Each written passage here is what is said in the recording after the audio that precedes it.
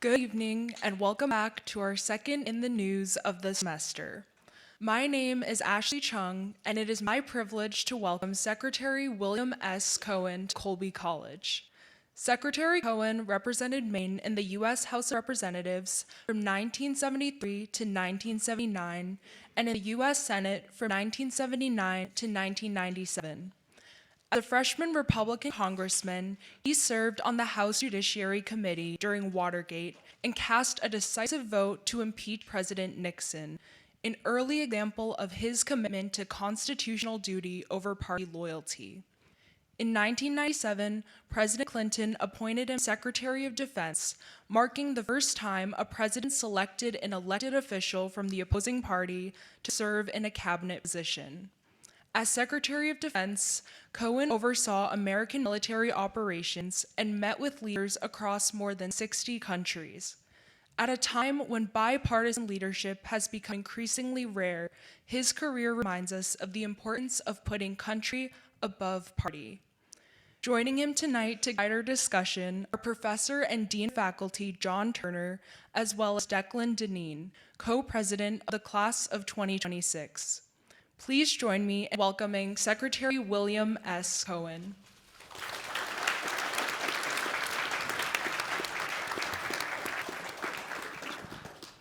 Thank you Thank so you much. for that Thank you generous so much. introduction. I could listen to you go on forever. Yes. Thank you so much for that lovely introduction, and thank you so much for this audience being here to share in this conversation with us tonight, talking about this very important issues of the day. And Secretary Cohen, thank you so much for joining us to be part of this conversation. And Declan, thank you for being on the stage with me. It's a wonderful thing to be able to have this kind of a conversation that focuses on engagement with important topics, but also with student voices coming to the center and to the fore. It's a wonderful thing for a college campus to be a space for that. I want to start with a question. Secretary Cohen, you have had a wonderfully long career in public service, serving at all levels of the government, and culminating with an experience as Secretary of Defense. And in those roles, you have straddled the boundary between the military and the civilians. And I was wondering, what's the hardest thing for civilian leaders to understand about the military as an institution, and why is it important that we think about and understand the gap? Well, I'm not sure it's really hard for civilians to understand the role of our military in our lives. It does go in cycles. For example, at the end of World War II, all of our heroes coming back were paraded down the center of New York City and praised basically the country over. Then we went through a period of Vietnam when the military was not held in high regard. In fact, there were demonstrations against it. It took 20 years to build the capability, the morale of the military back up. And I would put this into President Bill Clinton's years when he asked me to do something I really never expected. And at that point, we were building the military back up to be a respected institution. And I would say at this particular point in time, the military is still the most respected institution in our country at this moment. I think there are dangers ahead in terms of the potential politicization of the military, but most civilian leaders, those in the Congress, elsewhere, throughout our governing states, they look to the military with great admiration and respect. And so I think the difficulty is we have a very small base of people who are volunteering, and that's creating a real problem in terms of retention, morale, and the professionalism going forward if we have fewer and fewer people willing to serve. Thank you so much. Declan, yes, please. Secretary Cohen, thank you again for being here. It is a great privilege and honor to have you speaking with us today. I want to get right into it with Latin America. We point to our southern neighbors, and it has been a tumultuous year under this administration. We think of the continuous boat strikes in both the Caribbean and the Pacific, again, the capturing of Venezuela's president, Nicolas Maduro, again, without congressional authorization, and Monday's incident with the killing of one of the top cartel leaders, El Mencho. We saw that U.S. shared intelligence with Mexico, and against that backdrop, I'm curious, how should U.S. strategy in Latin America balance both decisive military action with long-term strategic legitimacy in the region? Well, President Trump has indicated as part of his national security strategy that the Western Hemisphere is critical to his priorities. Certainly, in addition, number one, defense of the United States, but then the defense of the greater hemisphere, that we are safer if the hemisphere is safer from potential adversaries. So that is the strategy, as far as I understand it, on the part of the Trump administration. The issue of shooting down people in open seas really has not been tested before in terms of what the legalities are. The arrest of Maduro, as you pointed out, was it a police action? Because you had the military being used to assist in what they call, the administration called, a police action. They had a man under indictment. We were looking for him. It's a criminal complaint. Therefore, we used the military to help arrest him. I don't know that that has been ever clarified, but to me, the notion of having that kind of firepower to engage in a criminal arrest or prosecution was pretty unusual. The problem is that it's not really well defined when you have to notify Congress. Yes, if you're going to go to war. Was the arrest of Maduro an act of war? If it was, then Congress should have been at least brought into consultation. I always believe it's better to bring the big eight, if not more, into any decision where you're going to put our young men and women at risk. And so at this particular point, we're sort of in the netherworld, not knowing whether it's a police action or it's a military action that requires notification to Congress. From my perspective, I've always felt that you need to have members of Congress on board if you're going to go into military action, because you want to be on the takeoff as well as the landing, as we used to say. I want Congress to give me their support so I know when the going gets tough, I've still got the support of the Congress and the American people. At this particular point, the president is trying to solidify relationships with our Latin American friends, and I think you're seeing more and more of those countries move to center-right ideologies as such. And in fact, I think there are about 6 or 7 Latin American countries coming to Mar-a-Lago in another week or so. So I think the effort there is to try to build strong relations, because we don't want to give our major competitor too much of an inroad in Latin America. And so you have China is investing in a major way in Latin America, and that is causing our Latin American friends not to reject us, but to look for diversifying their relationships with China and other countries so that they're not just beholden to us. Thank you. Thank you. I'm going to tease that a little bit further in a slightly different direction. I'm a historian of the Middle East, so I'm going to naturally turn my eye towards the Gulf. Most of the audience is probably aware that we have a military buildup happening in the Gulf, but they may not know just how big of a buildup it is. 1/3 of our naval warships have been committed to the Gulf, our biggest Air Force aircraft carrier. This is a tremendous, actually massive buildup of military hardware and assets in a particular region. And unlike 2003 or 2002-2003 with the lead up to the US invasion in Iraq, there's been almost no attempt to build support amongst the US population. There hasn't been an attempt to sell this as something, a war or what have you. And I'm wondering, well, it raises 2 questions to my mind. One, the potential for this going sideways is really quite high, and I wonder if you could talk a little bit about what you think the risks of escalation are. And second, what are the implications of that for the American public, and even more so, the War Powers Act, and if we do slip into a war, what impact that has on, say, college-age people? Okay, you have a lot of It's questions. a lot of stuff. Yes, sorry. All right. Well, I think we have to be very careful here.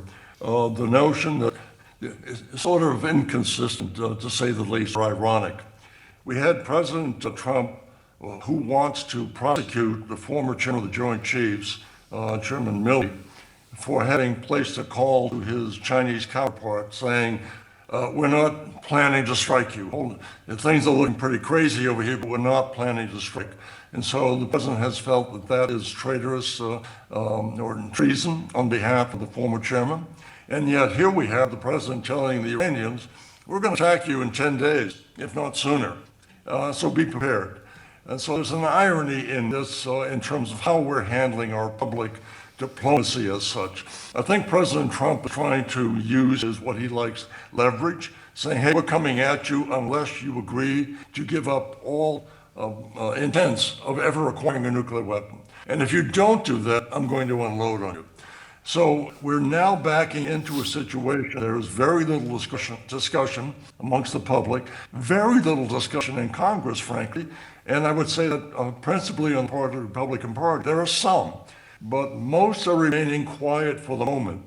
As you pointed out, we have a fairly significant amount of military in the region. I would say it runs anywhere from 30 to 50,000 men and women in the general area. That probably is being pumped up because if you take an aircraft carrier just on the carrier alone, that's another 5,000. So you have two carriers, it's another 5,000. And then you have all the supporting ships, some 13 in number. So you've got a very heavy commitment to that region. Now what is the issue? If the Iranians say we're not giving up our nuclear weapons, and it's over to you, President Trump, if you're going to attack us, we have alternatives. So you take that posture, what's the president going to do now? If he backs away, he looks weak. If he takes action, he unleashes consequences which even he or many others had yet to calculate yet. You've got the chairman of the Joint Chief, General Cohen, who is saying, let's not do it, but he's pointing out that we have a shortage of munitions. We've been sending munitions to Israel and also to Ukraine. We don't have a big supply, so if this is just a one-off, a one and done, that's one thing. But if it means we're going to get involved in a significant war, where are the weapons going to come from? Because we have this shortage which we cannot replace in the immediate future. So these are complications. Now, what would the Iranians do? They might strike out at our forces in the region. They might disrupt the Suez, the Persian Gulf itself. They could put a blockade up in preventing ships from going through key points.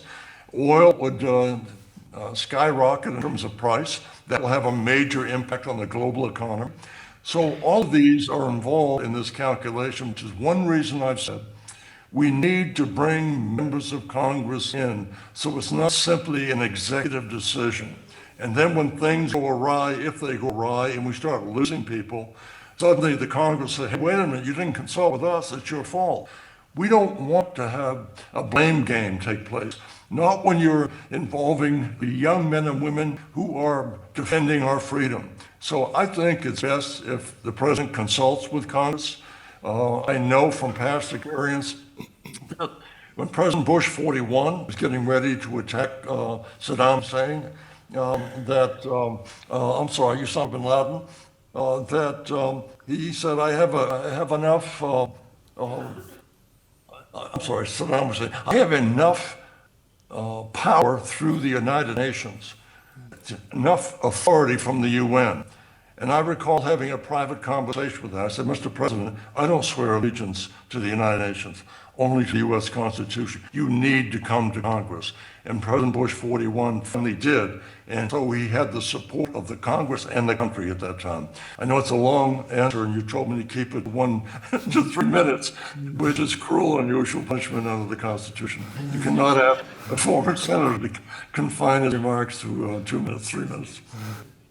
Secretary Cohen, I wanted to point back to your career, as Ashley brought up. You broke with your party during Watergate as a freshman in Congress. Again, you were selected as Secretary of Defense as a Republican during a Democrat administration, and again, throughout your career, built up a career reputation for prioritizing institutional loyalty over partisan loyalty. My question for you is, what principles guided you through those high-stake decisions, and do you think that kind of cross-party institutional commitment is harder to commit today and sustain?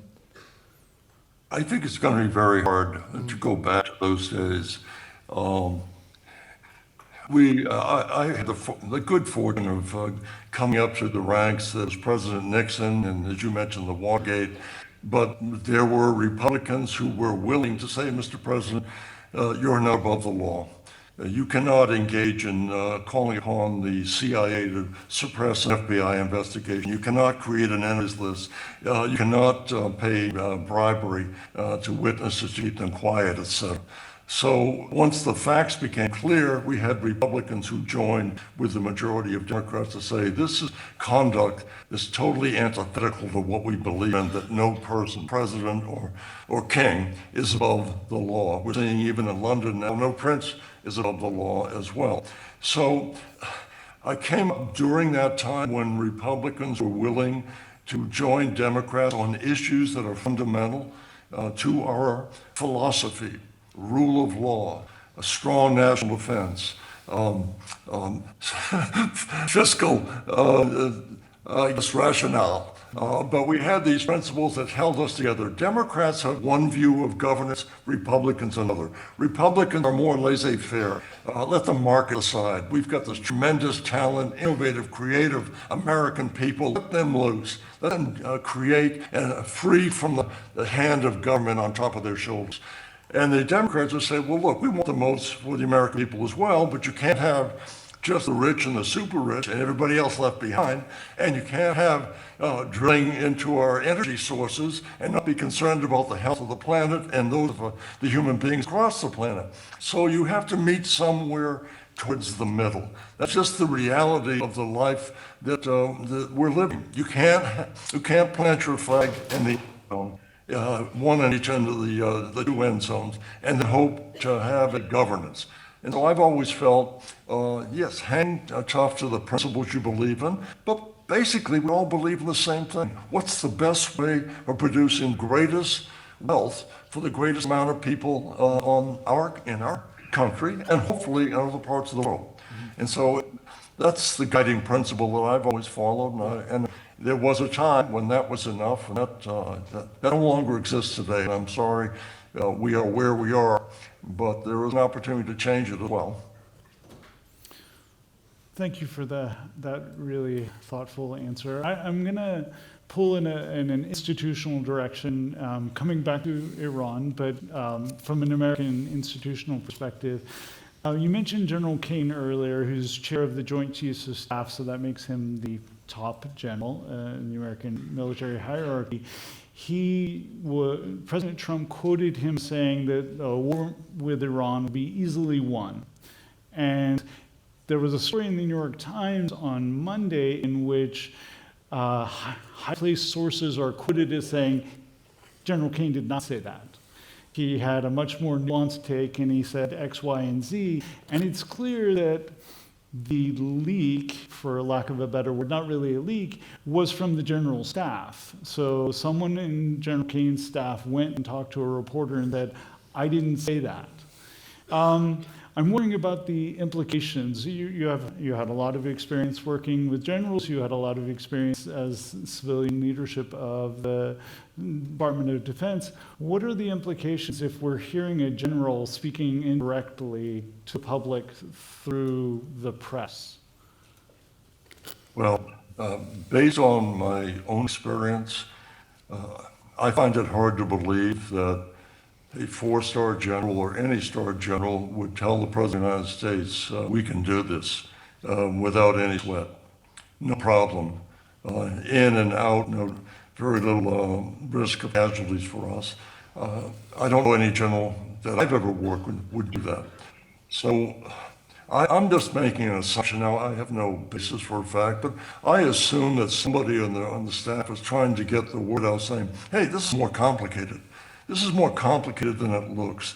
And if it's just, again, the one and done, we're going to launch missiles, target their underground research facilities, then get out and see how it works out, that's one thing.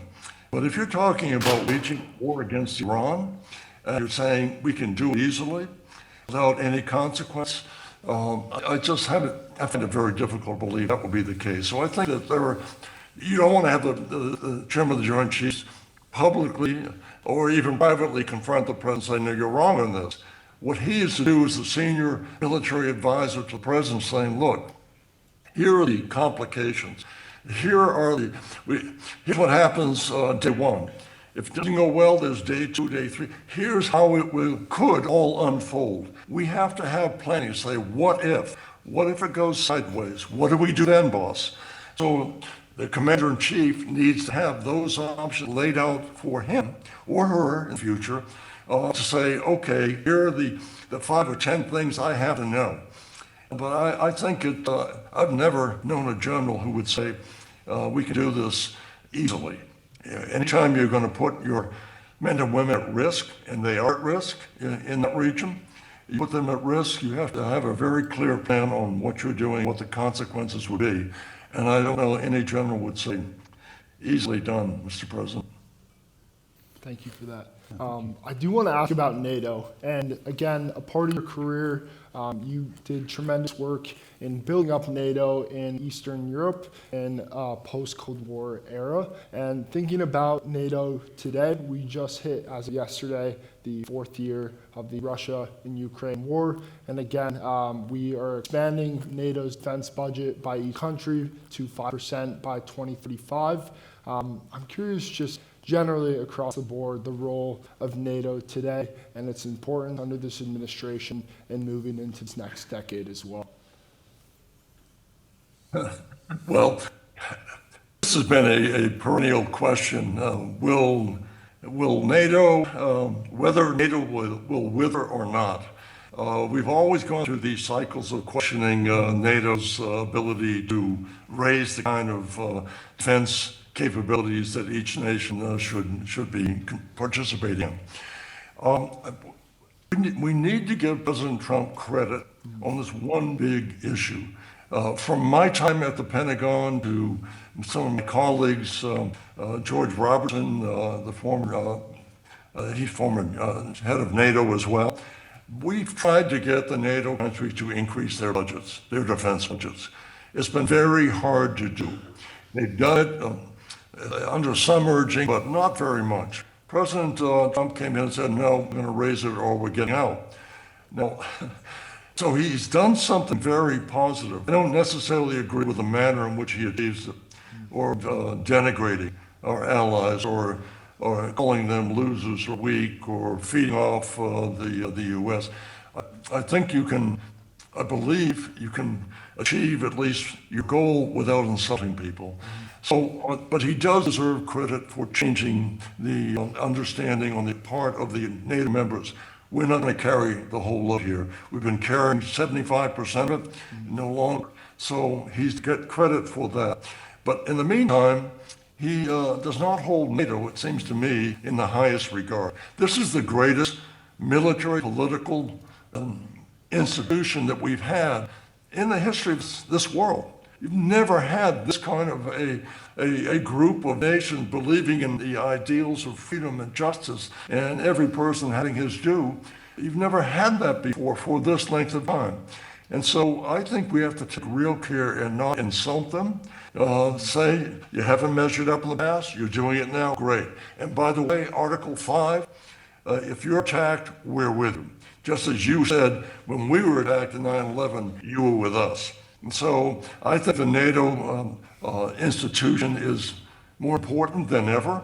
I think as we're looking at the world of instability, the new world of disorder, we need to have as many strong allies as possible.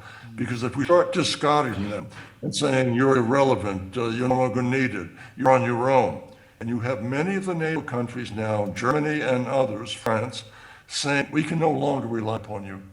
We don't trust you any longer with our security as part of this organization. That's a pretty heavy statement for anyone to make, and I think that We need to gather ourselves together and say, let's hold this institution together. It's now more important than ever, and let's not abandon Ukraine. The Ukrainians are fighting for us. They're fighting for freedom. They're fighting the war that we don't have to fight right now. But if Russia is allowed to swallow up Ukraine, or just to really cause so much turbulence in the entire region, we ultimately will lose in terms of our own economic prominence and power. So I want to make sure that we commit to NATO, and that is that they can rely upon us in the future, because Ukraine is fighting for their freedom. That's something that we support, have always supported those countries fighting to be free from the heel and the boot of tyranny. Thank you for that. And I want to shift gears at this moment to take some questions from the audience. I believe we're at halfway point. So let's go ahead and see. Allison has a mic. Yes, in first, there. and I appreciate, John, you don't actually know what time it is because we've lost the clock now twice. So we'll put up warnings for you, but good instincts. I think Liam has our first question. Okay. Good evening, Secretary Cohen. It's such an honor to have you here with us. My question for you relates to the 2025 video of several members of Congress releasing a video urging servicemen and women to refuse unlawful orders, citing constitutional duty. From your perspective as a former Secretary of Defense who not only prioritized unit readiness and unit cohesion, do you feel messaging like this, even if well-intentioned, risks sowing chaos, disorder, and fear into the chain of command? It's a great question, and I have mixed emotions about it, but I think, for example, Captain Senator Kelly is a hero. I don't think he should be under a threat of indictment, or any of the others who've taken up arms on behalf of defending us. In terms of what prompted it, I must tell you, I am really concerned about the notion that we're seeing our military, armed military, in the streets of America. Our founding fathers would be aghast at what it happened. They strongly were opposed to even having a standing army, and didn't want to ever foresee the fact that you'd have armed soldiers pointing their weapons at American citizens. And so we've had, under our 10th Amendment, the Conservative Party has always said, it's not spelled out in the Constitution, it's reserved to us in the 10th Amendment, states' rights. So states have always been responsible for law and order. We've got the local police. If they can't handle it, we've got the sheriffs. If the sheriffs can't do it, we've got the state police. If the state police can't do it, the governor can call in the National Guard. That was to make sure that the states maintained good order and discipline, law and order, if they could. If they can't, the governor can place a call to the president. Mr. President, I can't handle it. It's overwhelming. It's Rodney King time in Los Angeles. But for me, the notion of having armed military on our streets, patrolling our streets, saying we're here now as a police force, in addition to what we have going on as far as ICE is concerned. ICE is acting as a national police force. I mean, the notion that you would have heavily armed individuals going through our streets, banging through doors without a warrant, saying that we're looking for some brown-skinned people who we think may be illegal. So that is what has prompted those members of Congress who are saying this, because we're getting very close to the notion what's a legitimate order and what's an illegal order. And members of the military, they don't have a lawyer sitting next to them.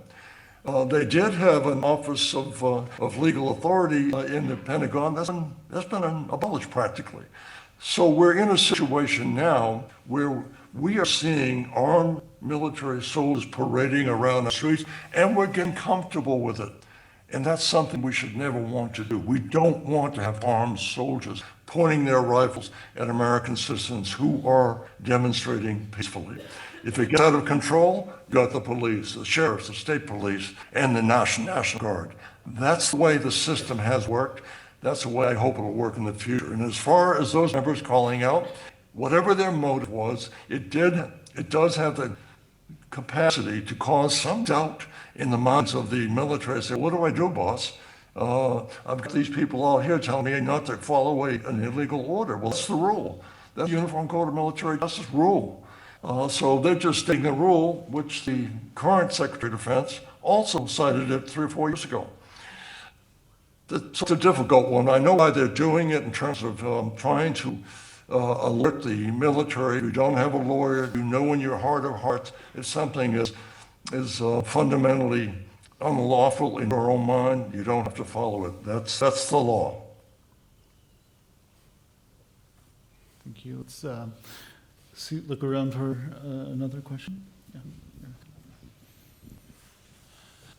Secretary Cohen, you served and worked with Barack, President Clinton, and Yasser Arafat at the end of Oslo peace process, if I'm correct, and you voiced your support for the two-state solution. I mean, now with Netanyahu openly denying the possibility of Palestinian state west of Jordan, and the international society opposing Israeli policy by recognizing Palestinian statehood, at what point in your judgment does the continuing support, military and diplomatic support for Israel stop serving American strategic interests and start hurting them?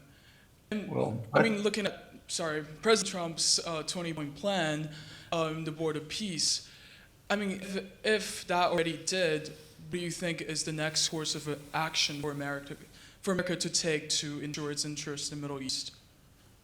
Well, thank you for the question. It's one that I wrestled with most of my career in Congress. I also served on the Council on Foreign Relations. I was the chair of the task force trying to bring about a two-state solution. So it's been a frustrating exercise for me during most of my adult life.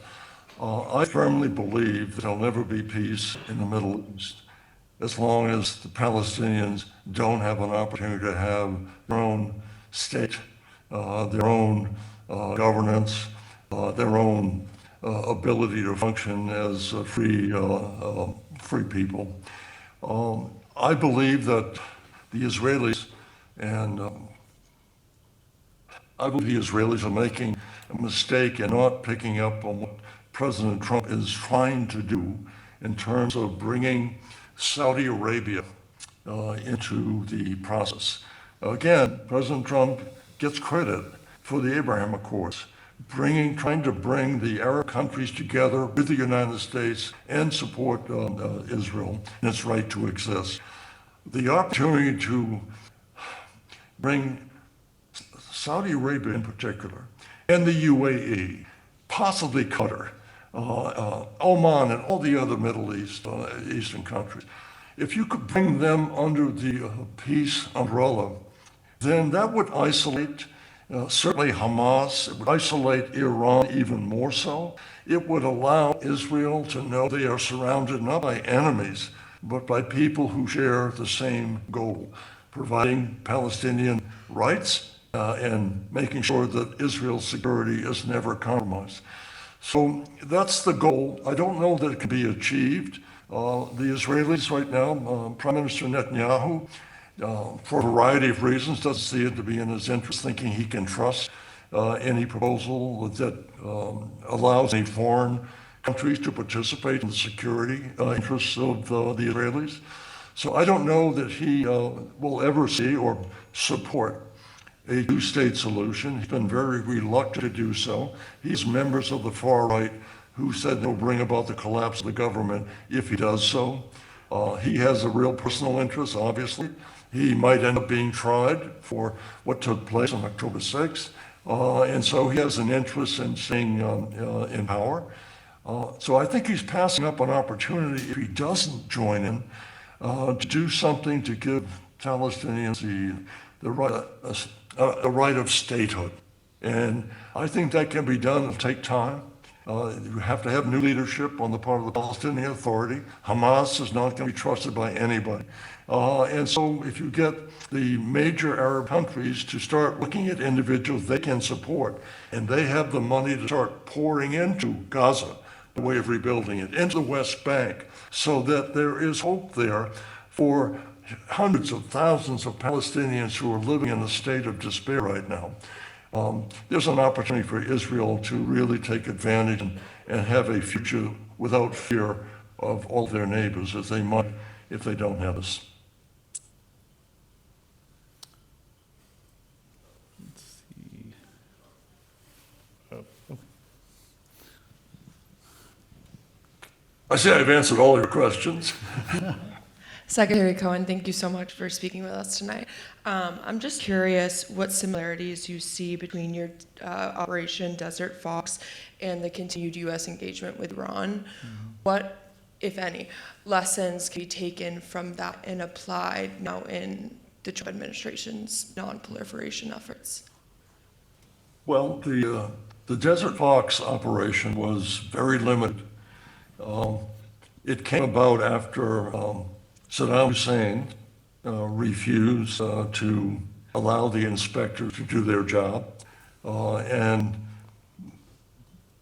President Clinton made the decision saying if they don't comply with the sanctions, if they don't allow inspections to determine whether they're building either chemical, biological, or nuclear weapons, we will have no choice but to take out those facilities we think are contributing to that.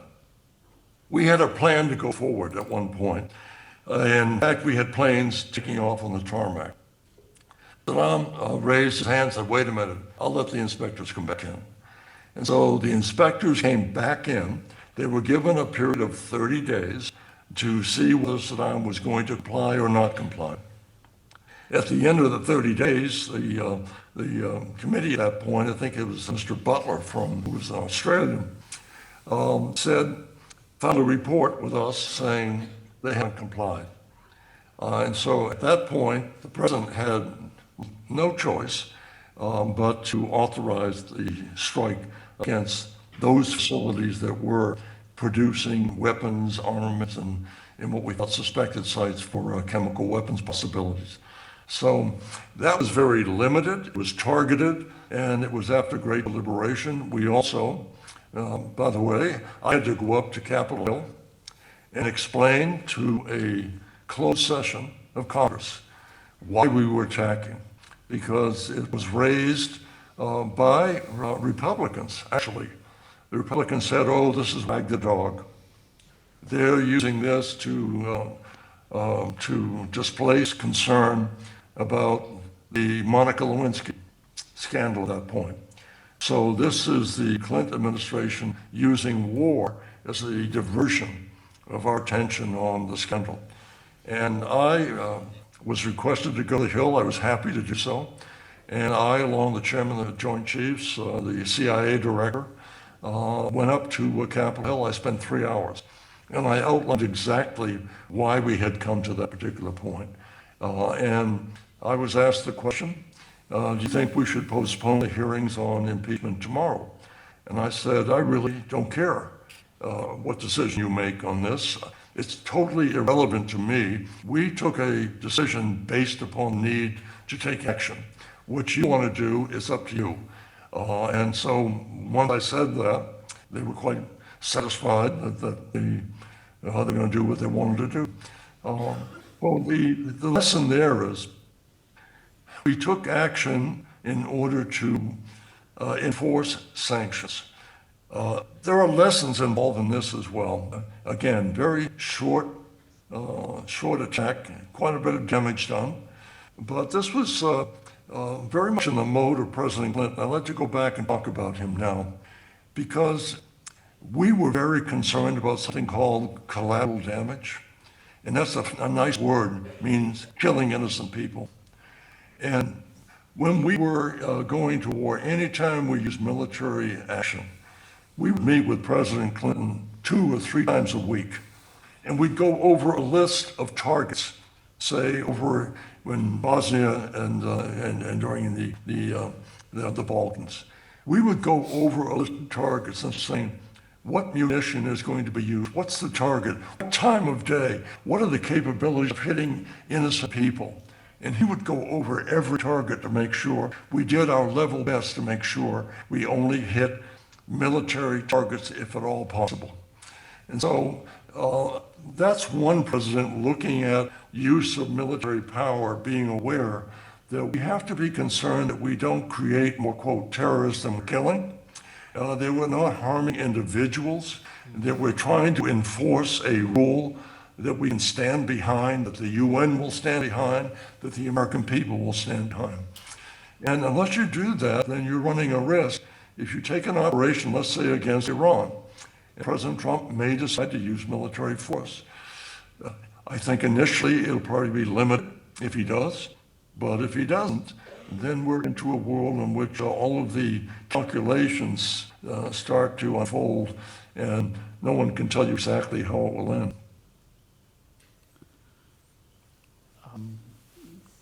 Here in the front, sorry, and then we'll go back to that. It's harder than it looks. Yeah, it is. It's hard to see. Like it lets in my eyes.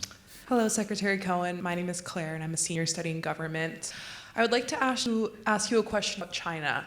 Over the last 20 years or so, China has matched us or surpassed us on the economic and technological front, depending on who you talk to. But the consensus is that they're nowhere near us in terms of their military capacities. So I'm wondering, in your opinion, how does China have the capacities to match the US military? And if so, how long do you think that process would take to build up their military, and how would that change US-China relations? Great questions. At this particular point, I would say they're not yet a pure competitor. They're getting very close. And it raises a larger issue between what the world is now trying to decide. Is it better to have a democracy with all of its tardiness, unable to make quick decisions, long debates, very little decision-making, etc., or better to have an authoritarian government? And that is going on around the world right now. And so it's not just China and looking at the US. China is competing ideologically, saying, we are able to make decisions. We are able to be consistent in our decision making. So you can calculate your interests based upon long-term interests. You look at the United States, say, well, it's kind of on again, off again. We got one election, you got a Democrat, next election, Republican. They have different philosophies and different policies toward us. One day we're a NATO ally, one day Canada's our best friend and hockey opposition. One day Canada's our best friend, next day we're trying to defame them. So people are looking at this and trying to make judgments in terms of what is the best form of government for our people going forward. Is it better to be aligned with China or better to be aligned with the United States? And so that's a debate that is taking place at this moment. With respect to where are they? The Chinese are investing billions of dollars in terms of their defense capability. They are trying to match us, more than match us, dollar for dollar, in terms of cyber capabilities, laser technologies, quantum computing, etc. And what they are doing right now, they're picking out like 10 verticals, call them verticals. Okay, I want to be number one in electric vehicles. I want to be number one in power of the ocean. I want to be number one in all these different areas, cyber technology. I want to be number one in shipbuilding capability. I want to be number one in all of these. So they're devoting their resources to those, let's say, 10 top subjects. We, on the other hand, don't have that kind of focus and capability because, again, we have a free market. Our government doesn't make anything. The federal government doesn't make anything. It doesn't build ships, it doesn't build aircraft, it doesn't do any of these things. It goes to the private sector. And so now we have the private sector competing to be the ones who are the beneficiaries of the federal treasury. So, and then you've got members of Congress. You have 535 diplomats, right? Each want to make a decision or take a slice of the business. So it becomes more complicated under our system, and we're way behind in shipbuilding. We can't really catch up without calling upon the South Koreans, the Japanese, and others to help us in the shipbuilding category. So China is now pouring them out. They're producing more engineers, more scientists than we are. So they're investing in a way that's focused and predictable. And so right now we're ahead. How long remains to be seen in terms of what are we going to invest in? What do we think are the technologies of the future? How much can we put in them? What are we calling upon the American people? More taxes, less spending. How do we rationalize all of these? China has its own problems. China has a major economic problem that they have to contend with going forward. They've got a population that is declining. People are not immigrating there, et cetera. Then they've got technology, which is going to put people out of work. They've got their own challenges, but they have a focus. Solar panels, who builds most of the solar panels? Wind technology, where is it? So they're way out ahead of us in certain things, dealing with the environment and dealing with technology. But overall, they're still behind the United States. Overall, we still have the best system. The problem we're having is persuading the American people that we can make decisions based on the merits, that we are being true to our Declaration. And what's the Declaration say? Look over the Supreme Court. It says equal justice under law. Do we really believe that has taken place in this country? We know it's an aspiration. We are committed to it. It's always reaching above, but that's our goal. We want to have equal justice under law. We want to have law and order. I had a professor after I got out of law school, and he was a former prosecutor at the Nuremberg war trials. And we used to have long discussions about law and order. And he would say, look, if you have freedom without order, you have chaos. If you have order without freedom, you have tyranny. So what we have to do in our country is say we want freedom, but we want laws that are abided by, that are enforced. We can't just have freedom, that's anarchy. Can't just have order, that's tyranny. What we need to have is democratic order, law and order. And I think for you and the folks who are in the audience tonight, it's really a question of what kind of a country you want. What are the values that you want this country to stand for? And I can't decide. I mean, I grew up and have been under the old world order. And I hope we can come back to some form of that, but it's really up to you. What is it you want to demand of your elected officials? You want them to be true to what? To what we have said that we always believe in. That we believe in freedom, that we believe in law, that we believe in order, that we believe in justice, that we believe in honor and honesty. And we want that from our elected officials. And right now people, they're pretty unhappy with us because they think we haven't measured up to it. And so you now are called upon to either take the leadership role yourself, and I hope that many of you will, and say, no, this is what we stand for, and this is who I am going to support, this is who I am going to be. I love the introduction we had tonight, first speaker, and she talked about civility. There's a book I brought out today.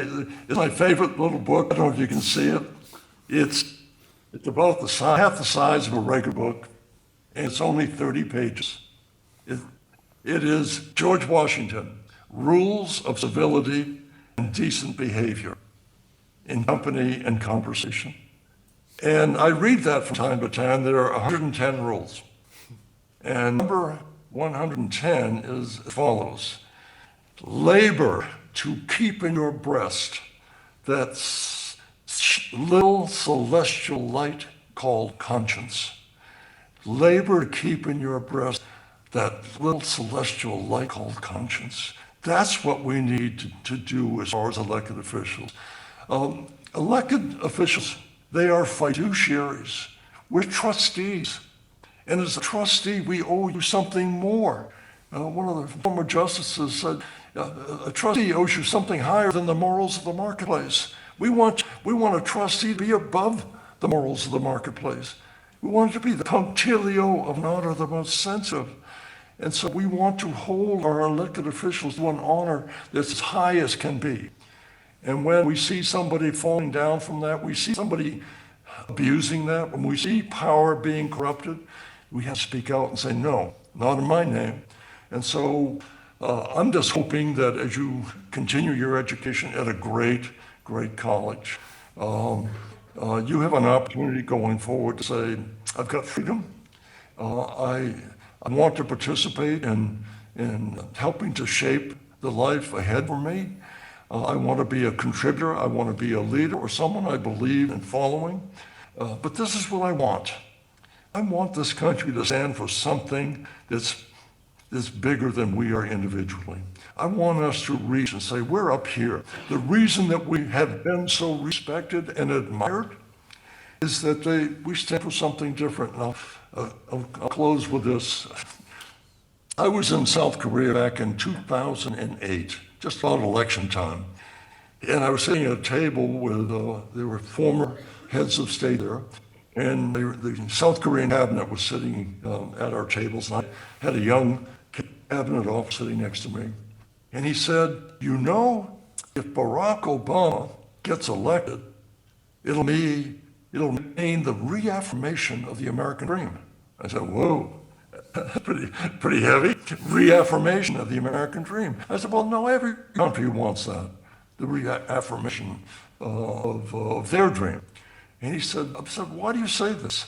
He said, because if you can take a first generation African American who becomes president of the United States, he said, in America, anything is possible. And I got a spinal shiver when he said that, because what it means is our soft power, our ideals, the notion you can take a black man who comes from the lowest sociological part of our society, had to fight all the obstacles of being a minority in America. If he can come from that all the way to be the president of the United States, wow, anything really is possible in America. And that's the sound of freedom. That's what we export. That's why people look to us. Thank God, what a great country. They've got rules. They've got laws. They will enforce them. That's why we have such a vibrant economy. Because people put their money into a system that's regulated by the SEC, and we can tell we'll police them. And if they go wrong, we'll prosecute them. So this is the soft power. We have hard power. Nobody really has the power that we have in our military. And last night, I was so impressed. President Trump cited our Olympic team, number one. But when he called out to praise that 100-year-old Navy Captain Royce Williams, 100 years old, who was a hero during World War II, fighting off as many as 7 MiGs at a time. And he had him, pointed to him and said, that's who we are. That's what made this country great. So yes, we have the military, but even more impressive than our military, and I think it's the best in the world, even more impressive is the fact that we have the ideals which people the world over aspire to. And that's what we've got to continue to export and sell. And so I'd like to close on that note because I'm starting to talk like an old senator now. Secretary Cohen, thank you so much for sharing all of this information with us with such candor and openness, and we appreciate you taking the time and energy to answer questions and to field difficult topics and allowing us to be in community with each other to talk about hard things, to process difficult topics, and to have meaningful engagement that crosses boundaries and ideas and brings things to the forefront that allows us to think more clearly and more deeply about our place in the world. I want to thank you so much for being part of that with us tonight, and I want to thank our audience for their engagement. I want to thank the staff at the Goldfarb Center for doing their wonderful work on such a regular basis to keep us engaged in these topics on a weekly basis. I want to thank Declan for sitting on stage with me, and I want to thank everybody for your time, your energy, and for being with us in this wonderful thing. Thank you for giving me time. And